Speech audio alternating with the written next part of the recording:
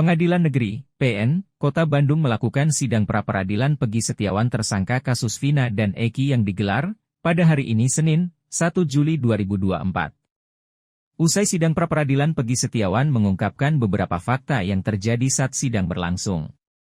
Kuasa hukum Peggy pun menyatakan bahwa ada fakta kalau nama Peggy Setiawan itu ada 5. Dan kemungkinan bisa terjadi salah penangkapan. Ini senyap. Kalau saja Peggy Setiawan dari 2016 akan dilakukan penangkapan, kira-kira sudah dilakukan penangkapan bukan di 2024 ini. Pertanyaannya kenapa didiamkan? Dan penyitaan barang bukti juga itu harus disertai dengan surat penyitaan barang bukti. Tapi pada saat penyitaan barang bukti itu tidak ada surat penetapan barang bukti atau surat penyitaan barang bukti dan tidak seizin pengadilan negeri. Penangkapannya juga kan nggak ada suratnya juga apa gimana? Iya betul, tidak ada. Lebih kami tekankan bahwa lebih kepada 2016 pada saat dilakukan penyitaan 2 unit motor rusak turun mesin, itu sama sekali tidak diberikan surat apa-apa. Tapi yang kemudian motor itu tetap dibawa. Sampai hari ini tidak ada bukti suratnya bahwa kepolisian melakukan penyitaan terhadap 2 motor tersebut. Pertanyaan kami, di mana kira-kira bukti itu sekarang? Di mana bukti itu sekarang? Karena bukti tersebut juga tidak dimasukkan di dalam 8 terpidana ini sebagai alat bukti. Nggak masuk itu juga. Makanya kita menjadi pertanyaan kami, kira-kira penyidik apain sih terhadap motor itu? Diapain? Kita tunggu besok jawabannya. Kita tunggu besok jawabannya karena persoalan 2 unit motor yang dilakukan penyitaan ini kami juga sudah mengajukan dalam permohonan kami. Kira-kira seperti itu. Terus ini. Apa yang akan ya, gini Pak. diajukan? Ini satu lagi. Ini simpel saja sebetulnya, ya. Kenapa kita tim kuasa hukum Peggy menitik beratkan kepada error in persona? Ya. Pertanyaannya adalah, apakah Polda Jabar menghormati putusan hakim tahun 2017? Kalau mereka menghormati, tangkap Peggy Peron, bukan Peggy Setiawan. Nah itu pertama, ya. Karena dari ciri-ciri yang disampaikan oleh rekan kami jauh berbeda.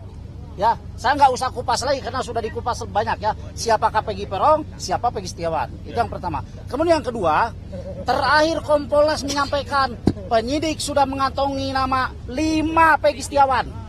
Ya, saya minta kepada Polda Jabar, kalau memang ada 5 Peggy Setiawan di kantong penyidik, ya, yang 4 panggil tuh, ya, yang 4 panggil, mintai keterangan, bila perlu perlakukan seperti klien kami Peggy Setiawan, ya, tangkap, tahan, atau kalau mereka nggak berani itu lakukan klien kami seperti mereka, keluarkan, bebaskan, simpel kan, itu aja.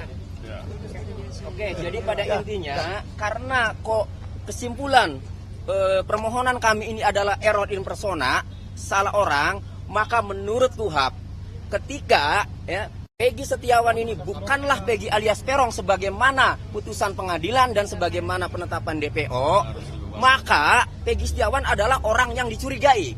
Seharusnya kalau orang yang dicurigai tidak langsung ditangkap. Lakukan pemanggilan dulu, lakukan pemeriksaan dulu sampai ditemukan 2 alat bukti bahwa pelaku pembunuhan dan atau pemerkosaan itu mengarah ke Peggy Setiawan. Baru itu saya acungi jempol kalau penyidik seperti itu. Tetapi nyatanya ya hanya menurut penyidik bahwa Peggy Setiawan itu adalah Peggy alias Peron, sementara ya dari ciri-cirinya berbeda, dia melanggar prosedur ya. Ada peraturan Kabareskrim ya, ada putusan Mahkamah Konstitusi. Fatal. Yang paling penting sebelum ditetapkan sebagai tersangka harus diperiksa dulu sebagai saksi. Nyatanya ini langsung ditangkap, kemudian ditetapkan sebagai tersangka. Itu, jadi error in persona, tetapi tidak dilakukan pemanggilan dulu, tidak dilakukan pemeriksaan dulu sebagai saksi, langsung ditetapkan sebagai tersangka. Ditangkap, kemudian ditetapkan sebagai tersangka.